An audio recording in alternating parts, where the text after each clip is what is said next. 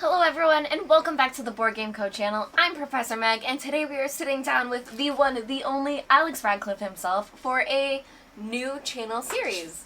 Alex, hello! How's it going, Meg? I appreciate the very warm introduction. How is your evening, afternoon, whatever time of day people are watching this? Oh goodness, I don't even know what time of day it is now.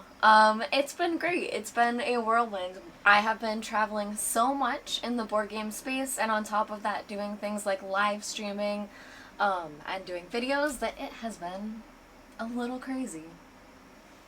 Crazy is my middle name. My middle name is actually Sender. It's Alexander Sender Radcliffe, but Crazy is my schedule too.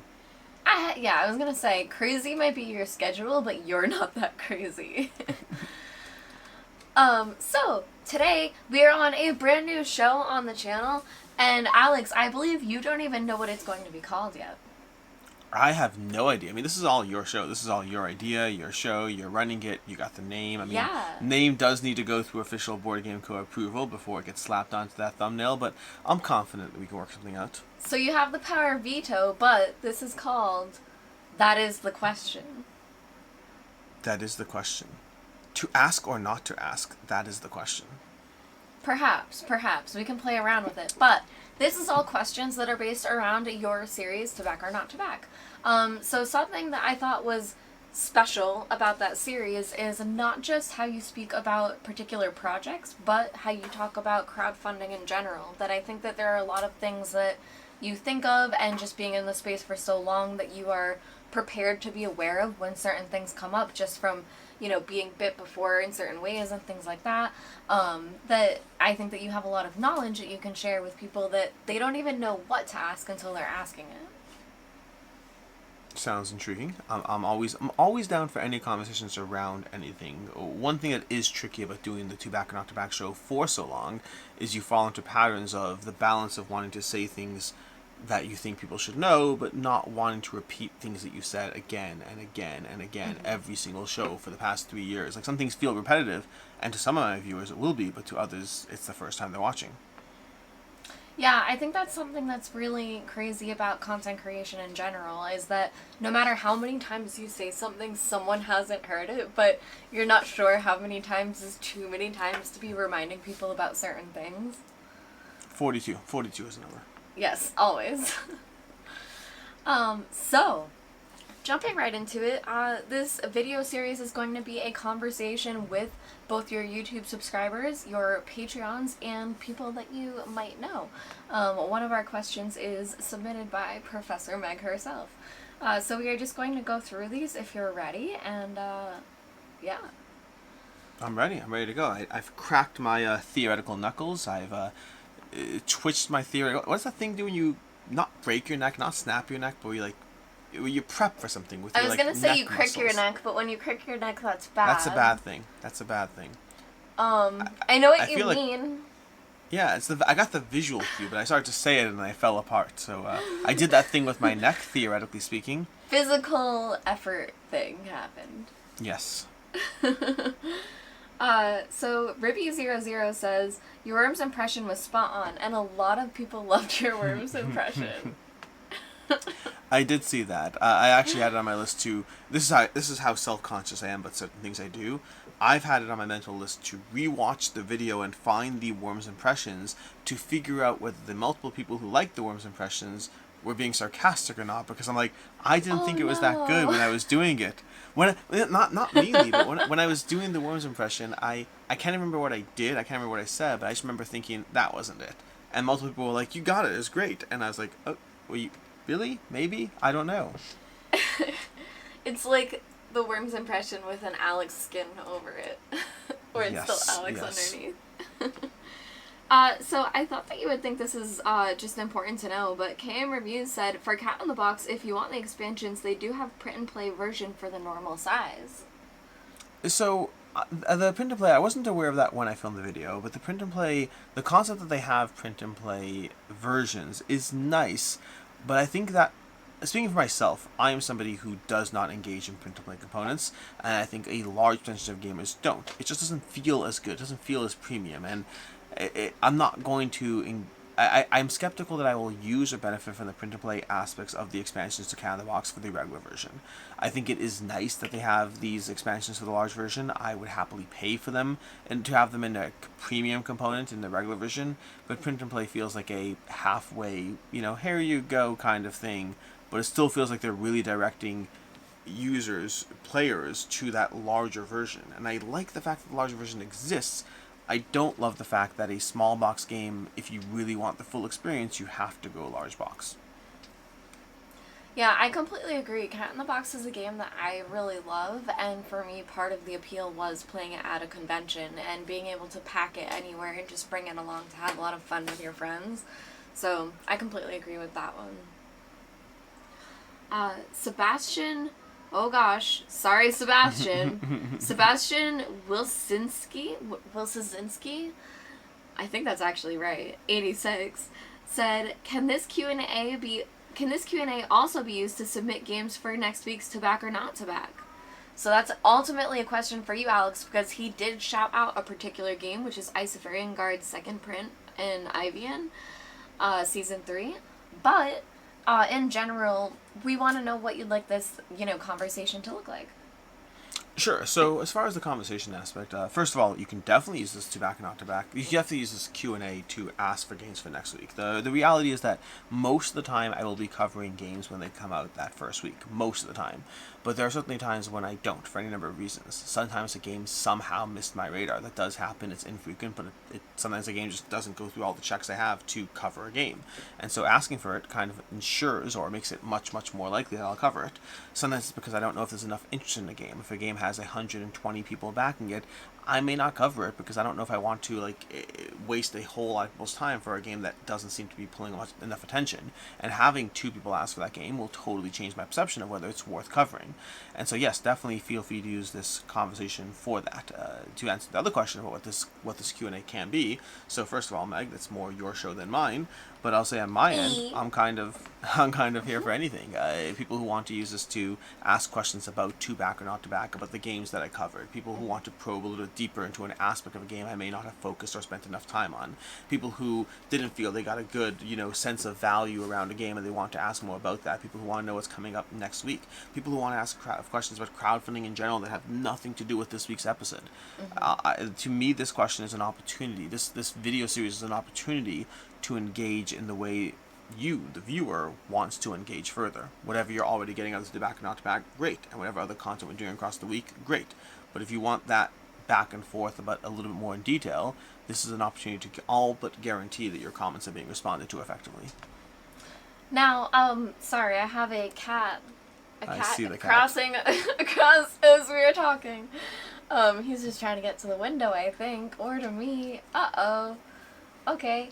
I'll just ask the question. So that made me think, Alex, what are the things that you look at when you are looking to cover a game? Now, obviously, popularity is something that you look at, how many backers there are, things like that, but what are other things that you consider that you might cover a game that isn't a... what are, things that you think about with that? In terms of what makes me cover a game and To Back, Not To Back? Yeah, sorry, I just got cat attacked. No problem. So the short version is the main thing I look at when choosing to cover a game in To Back, Not To Back is knowing the game exists and then popularity to a degree. So I have a variety of sources I use to just be up to date on what's going on. GameFound has a nice tool of just seeing the active crowdfunding campaigns. It's nice and easy. Kickstarter has the same tool as being able to navigate active crowdfunding. The problem is their tabletop category is so overwrought and so crowded in terms of the number of things that I wouldn't necessarily want to cover. It's very hard to go through their hundreds of games in the tabletop category when only 7 of them are games I'm actually interested in. So I do use their recommended feature, which does a good job of showing me some degree of, if I typically am looking at X, Y, and Z, it knows that those are the kinds of categories that I tend to look at a little bit more. That does help, but I also have tools and just in generally being aware of what's out there. From, Shelf Clutter and I do a regular once a month series of, well, he does it weekly, I do it once a month, of what's upcoming in crowdfunding, so we have those sources. So I kind of tap into all my sources to kind of find what's out there. From there, I pop up all those campaigns into my tabs, and then the next step is a combination of knowing how busy that week is and then making cuts based on how busy that week is. So, for example, in a week where there's only 5 campaigns, I'm a little bit more flexible about covering things that might be a little smaller. In a week when there's already 15, 20 campaigns, then suddenly I might be a little bit more, wary of covering that campaign that is 220 backers, because it just might not be enough interest when I have too many campaigns and I'm worried the video will already be an hour. So I'd say that it's a combination of how busy the week is, just making sure I know what's out there, how many backers it has, and then personal interest too. Personal interest will be a factor. A campaign that has 150 backers that I'm kind of interested in, I'm more likely to cover than a campaign that I don't know a thing about, don't really care about, and has 270 backers. So personal interest will be the final criteria as far as exactly how many backers determine popularity. And we can just leave this here and not hit too much on it, but that's something that's just so special and great about working in the board game industry, is that you get to choose things that you want to be doing. And I worked in other industries that are not exciting, such as like billing and things like that, no matter what you're doing, you're not like, I want to be doing this. And to be able to be covering things like games is just so special. Yeah, I mean, I love what I do, and I get to do what I love every day. It's fun. Yeah. Okay, so Clock A Work says, not a question per se, but something I definitely like to hear your 2 cents on. Regarding city builder gear, there's been a lot of complaints and criticisms in the comments on the campaign about being a $4.99 pledge, because the acrylic standees for the past seasons are locked behind it. Every character from these 2 seasons is available as an add-on, but there is no option to add on their acrylics, so people who are already loyal customers and bought all of BlazBlue, or didn't get any of BlazBlue and just went Under Night, don't have any choice except to buy the entire thing in order to get those.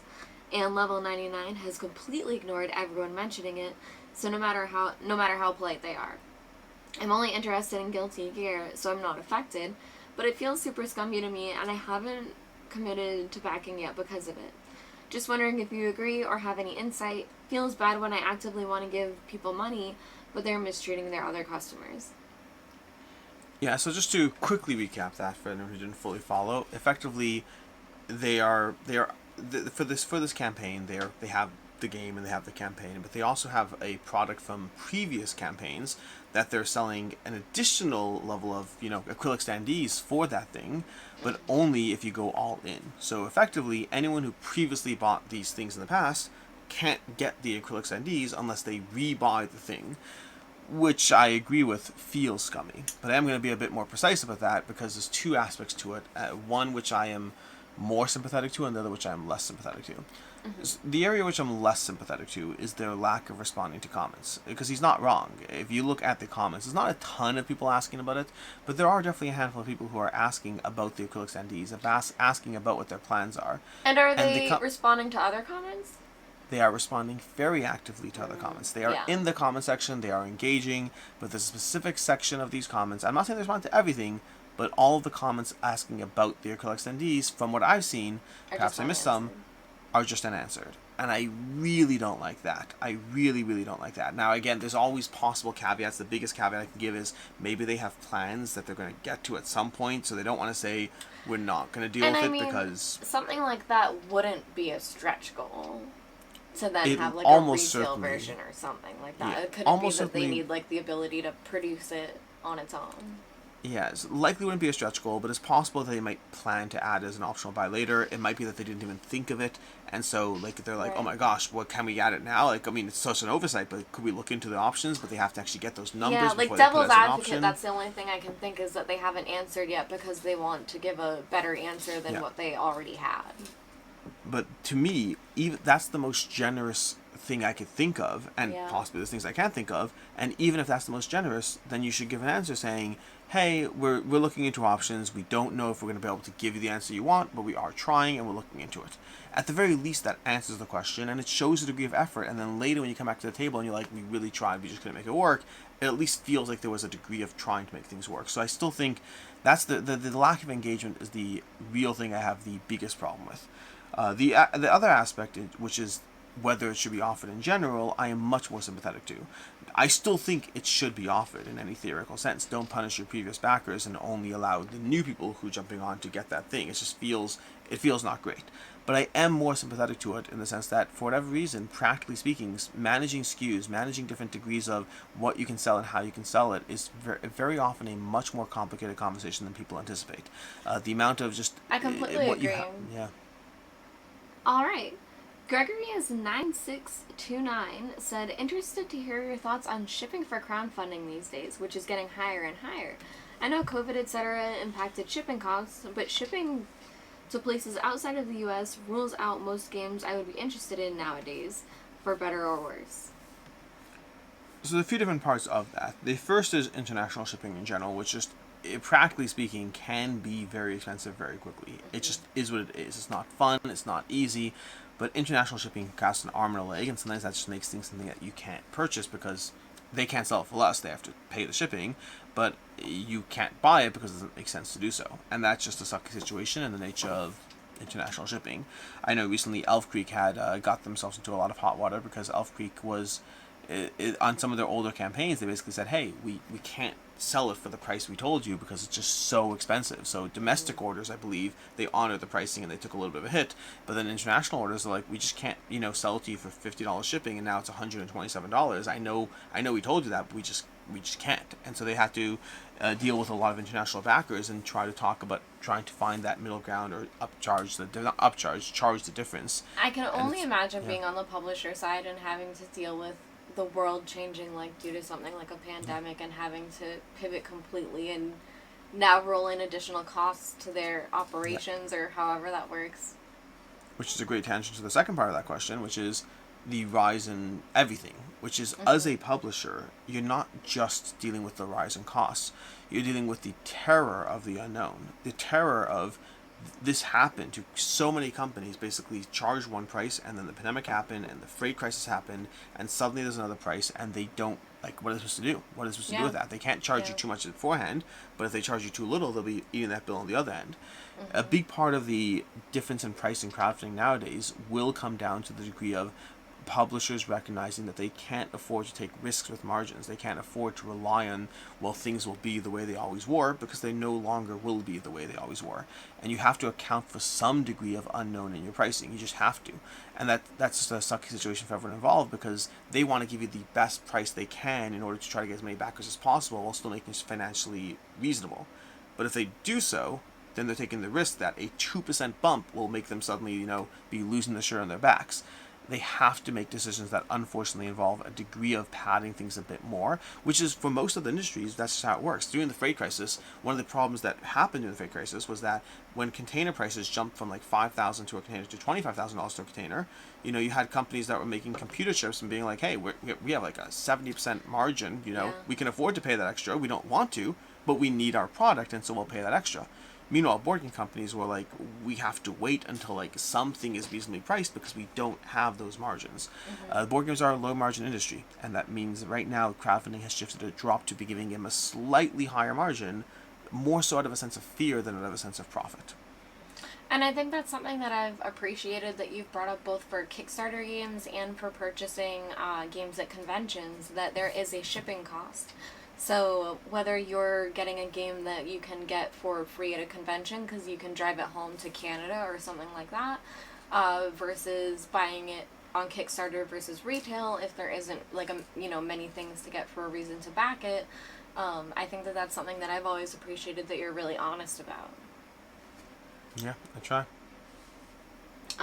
So Peking Duck would love to hear your thoughts on Harvest's new stretch goal design. So Harvest, so I saw that question and I wasn't 100% clear what the goal was for it, because to the best of my knowledge, Harvest doesn't have stretch goals. They've actively put in their updates, we are not having stretch goals, we are doing away with stretch goals. So if your comment is reflecting the fact, if when you say their new stretch goals, you mean their lack of stretch goals, then I can address that. Because maybe that was a red herring. It may have been red herring. Again, the updates specifically are like, no stretch goals. Here are your Kickstarter extras, front and center, and that's what they're doing. They're not taking a stretch goal approach. They're taking a different tiered approach to the crowdfunding campaign. So you have their bronze, silver, and gold tier. That might have been a different campaign. They have 3 different tiers. The bronze, silver, and gold might be something else. But they have different tiers to their campaigns that you can get your hands on, and they had just inherent upgrades. So you had some dual layer player boards, some extra characters, some upgraded tokens, but they're just Kickstarter exclusive, plain and simple, call it a day. So if the new approach to stretch goals is that, well, I think it's something that has been done more and more. I appreciate when companies do it. I think more and more over the past 2 years, we've seen a large shift away from stretch goals and a whole lot more of a focus on either daily reveals, on a Kickstarter version, things that kind of give you that appeal of Kickstarter, but without the daily management of, we have to hit the next thing to get that artificial thing in place. So you still have companies that do it and engage with it, but there's been more of a shift to a transparent, here are the upgrades, here's the situation, maybe we're revealing stuff over the next week or two, and I think Harvest is kind of skipping even the reveal and just going with, here's the upgraded version, enjoy it, this is what you're getting. Mm-hmm. And I think, that kind of speaks a little bit to, like, the heyday of Kickstarter, that back in the beginning, I remember when they needed to hit, certain goals, because that's literally what they needed to even be able to make the thing that they're trying to make. So it's very interesting what stretch goals are even used for now. That I agree. I think I really like daily reveals and things that are exciting, that really tie into the content, but are part of rewarding you just for being part of backing it. Yeah, I think it is the best of both worlds to a degree, and it also reflects that the average Kickstarter consumer, crowdfunding consumer, being just more savvy. Like, for a long time, stretch goals, like, the concept of minimums exists, the concept of getting more backers exists, but the problem is, the thing that doesn't exist is the idea that you are able to make good business decisions on the fly across the course of 21 days and just be adapting to changing number of specifics, number of backers, pledge levels, all that. It's very hard to adapt and pivot on the fly without having consequences. And so I think stretch goals always had to have a degree of planning behind them. Your average consumer is more savvy to that, and so they're kind of just removing that curtain from the facade. Very true. So Twine and Ribbon says that Tangent was extremely on point. It's hard to simultaneously appreciate and love something and also recognize it usually doesn't make sense anymore too. Also describes my relationship with bookstores. There are quite a few people that respected your Tangent. This definitely goes hand in hand with the increased pricing aspect. Mm-hmm. One of my first videos, and I touched upon this in the video, but one of my first videos I did on the channel that did really well was a video called Why Isn't Kickstarter a Good Deal Anymore? And I just feel things have gotten only worse since then. I still think Kickstarter is a tremendous space. Crowdfunding is a tremendous space. I think crowdfunding is good for the industry. I think crowdfunding has a lot of merits. I think crowdfunding has a lot of things that I appreciate, enjoy, and love about it, and it's something that I will never leave behind. But I think crowdfunding has been easier to avoid for me. At least it's been easier to not back things as time goes on. There are fewer and fewer times where I feel like I really lost out on a good deal, and more often I could be like, you know what, I won't back these 5 campaigns, and 2 years from now I'll choose to buy 2 of those at a slightly higher price than what it would have cost to back, but I'll save money on the other 3 that I wouldn't have. It's just things get more expensive, and the savings are less present because companies can't afford to make those gambles knowing how they could play out. And so you're left with a handful of companies that are really offering you a good reason to jump on crowdfunding, and a whole lot more games that are just asking you to pay an arm and a leg for something that you would never do at retail, but because it's on Kickstarter, because it's on GameFound, suddenly you're willing to. Yeah. And so it's a constant conversation, and it always will be. I still play the Kickstarter game, but I don't back quite as much as I used to. Yeah, and I think that there may also be a bit of like fatigue there as well, that depending on when you start backing, that eventually like you do slow down with the craze of how much you can spend and how many things you can get at once, because I've definitely fallen into like that kind of a pattern as well. Yeah, and that's interesting because like I think every individual is going to be on their own arc and their own journey, and so every individual is going to have that burnout phase. You'll have someone who gets into crowdfunding day 1, and then some of them will start burning out after a year. Some will start burning out after 2 years, after 3 years.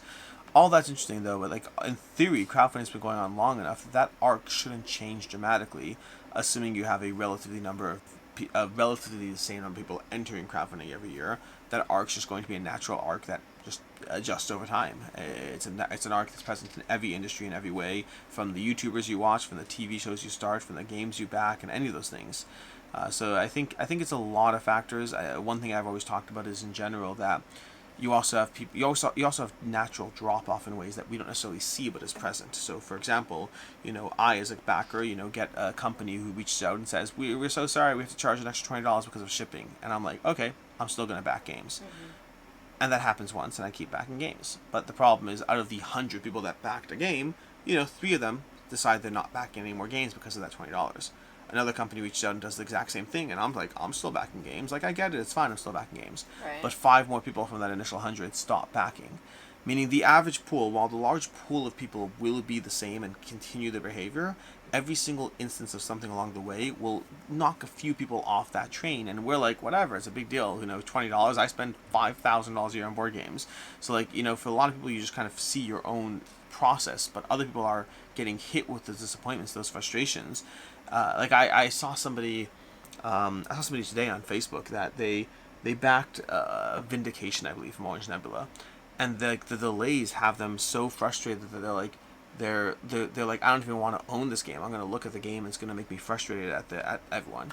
And Orange Nebula does a fantastic job with communication, with handling issues. Like, the amount of people who are jumping to Oneb's defense on this conversation of being like, hey, you have unrealistic expectations.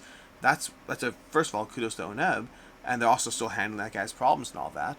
But he, as an individual who may not be used to what crowdfunding is, those delays, that fact that this game he was excited about, he wanted, is 8 months late, or whatever the exact number is, to him that might be a genuine frustration of an experience. Imagine ordering an Amazon package and then not having it show up for a month while everyone else tries to convince you that you're the crazy one.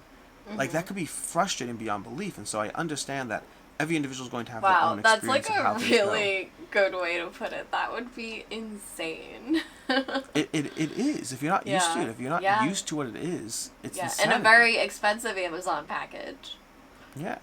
And they're like, they told you it was going to be in a year, and it came in, 20 months. And you're sitting there, like, I'm sitting there being like, 20 months, please. I'm just happy it wasn't 3 years late. But to that individual, they thought they were being patient beyond belief to back something. And I don't know who this person is. I'm just extrapolating the idea of we don't always realize what any individual's background is as they engage with crowdfunding. So the person who gets that delay for the first time on their first project may never back again. The person who gets that $20 surcharge on their first project may never back again. The more bumps along the road, and the past 2 years have had plenty of bumps along the road, the more people get that fatigue and just stop backing. So Gandalf6067 says, will you be covering the tabletop role-playing game Assassin's Creed from CMON Games? I assume I'll be covering it in some shape or form, but I don't know if I have plans to play it. I'm sure if or when it's available, I'll talk about it, because it's CMON and it's Assassin's Creed, but I'm interested in playing it, honestly, but I'm interested in playing it with the sense that I'm not going to pursue that.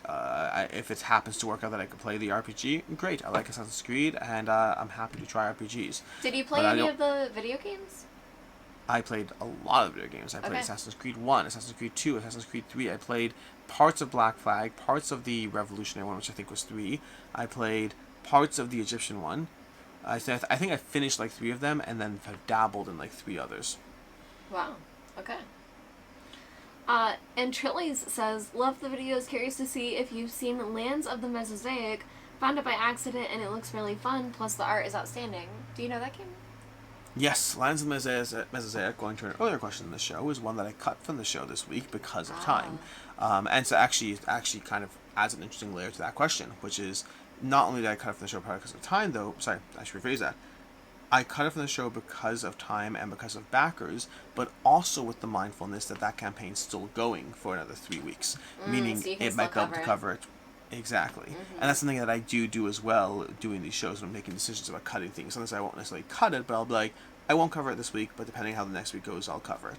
I do expect to cover that one before the campaign ends. I should be diving into it. It did have a lower back count and a larger amount of time left. It does sound like Ann Trillies wants to hear about it, so... It does make a difference. Though that's the thing. That's where these comments make a difference, because I am more likely to cover it. I already had it in mind for future weeks, but I'm more likely to cover it now. So the One Believer says, I know this is not on the episode, but did you play more Elden Ring? Did it stay as good as your first impression was? Sadly, I have not played more Elden Ring just because I don't have the opportunity to do so. I had the opportunity to play Elden Ring doing the Steamforged event last year, November-ish, or something like along those lines. Really enjoyed it, but unfortunately, I don't have a copy. I have not seen more content for it to be played. I am anxiously waiting for it to show up so I can actually dive into it properly, but I really enjoyed what I did get to see at the time. Alright, so Lonnie Stewart 8428 says, I do think that if Potions of Aslan is able to hit some of their stretch goals, asymmetric player powers, game trees, insert, etc., then the future value for the deluxe will likely be there. I'm hoping that more exposure for the game will draw more backers and push into those funding milestones. The game looks fantastic and fun. Alex, what do you think about Potions of Aslan and its funding? So I think that the same thing I said at the time kind of implies, unfortunately, which is I think they're doing everything right. I think they have a lot of premium production, art, all those things are great. Ultimately, the backer count is a factor in both the current campaign success, but also the long-term pull and draw.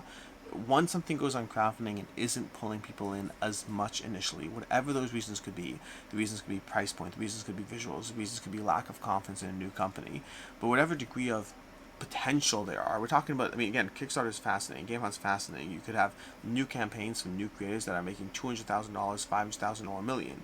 So when a campaign's bringing in 40,000 and has several hundred backers, but not thousands, it just means that something isn't connecting well enough. And that usually, not always, but usually that will translate into the secondhand market down the road as well. I think the price point in Potion Last Land is fine. I think the deluxe version is fine. My only commentary isn't whether you should or shouldn't get it. I think it's all reasonable.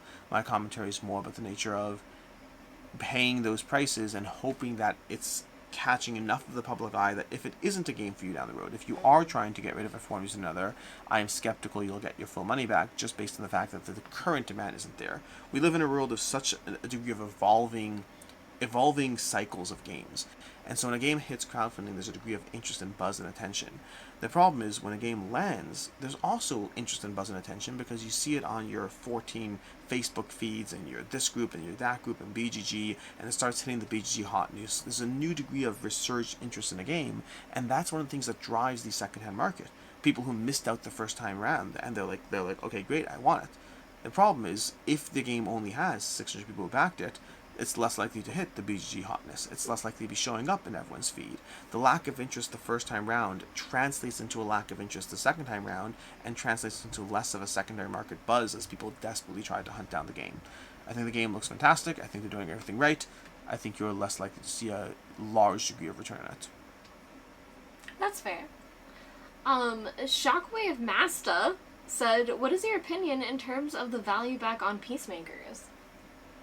Peacemakers Dawn of War. That's what it is. Whatever it is. Or Peacemakers Horrors of War. Can't remember which one it is.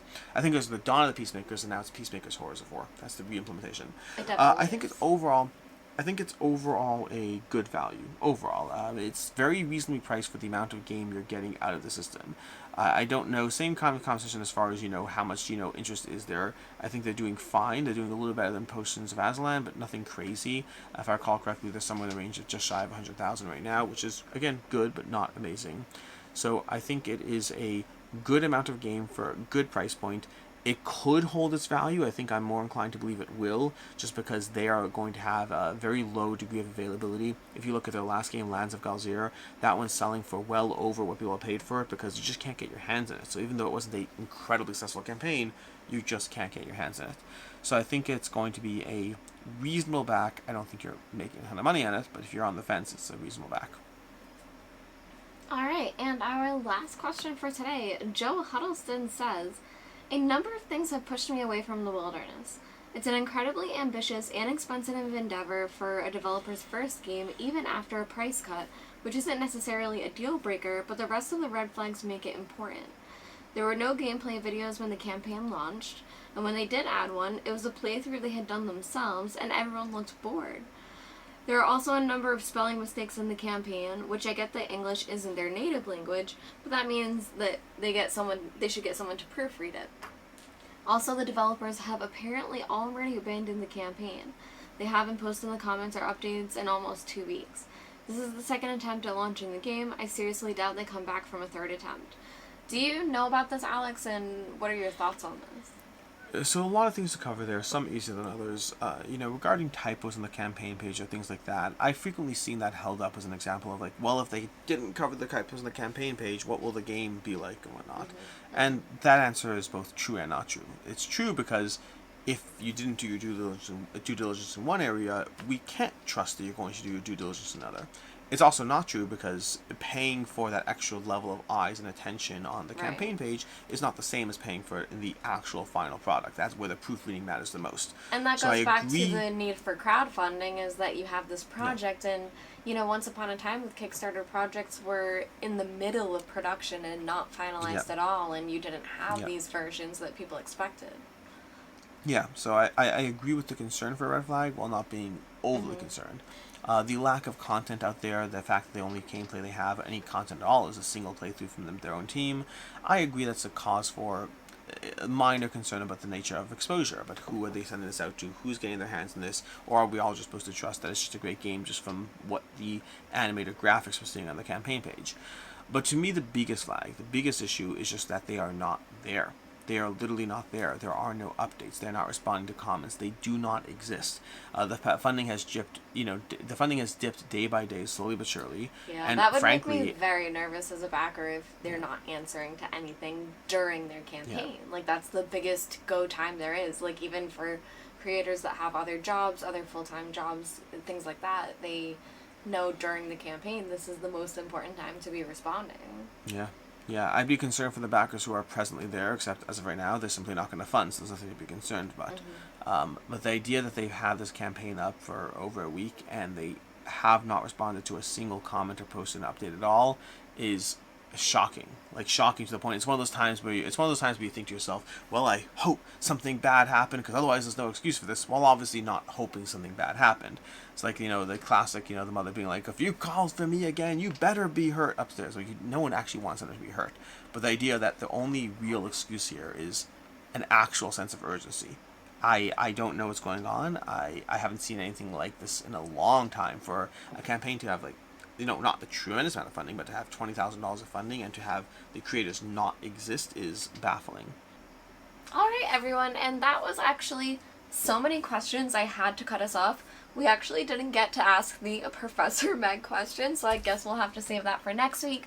But if you have any crowdfunding questions in general, like things that you would like to know that aren't usually covered in To Back or Not To Back, you can leave them down below here or in next week's To Back or Not To Back video.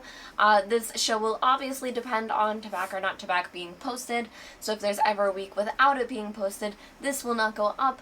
And also, if it's a slower week and we don't have that many questions or that much to cover, we will also not have a video. So just a little disclaimer there. This is a trial. I was going to say trial and error, but there's no errors yet. Trial We're doing period. great. Trial period. This is our trial period. So we'll see how it goes. But I hope you guys enjoy the conversation, because I think there are a lot of things that, again, I don't think you think to ask for until the cat walks by and then you think to ask for it. So that is all. Alex, thank you so much for answering a lot of our questions and talking to me about crowdfunding today. Absolutely. Thanks for having me.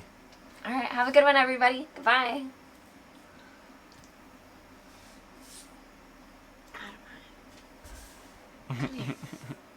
Be a good boy. Alex, Yes. don't look, but there's a skeleton inside you right now.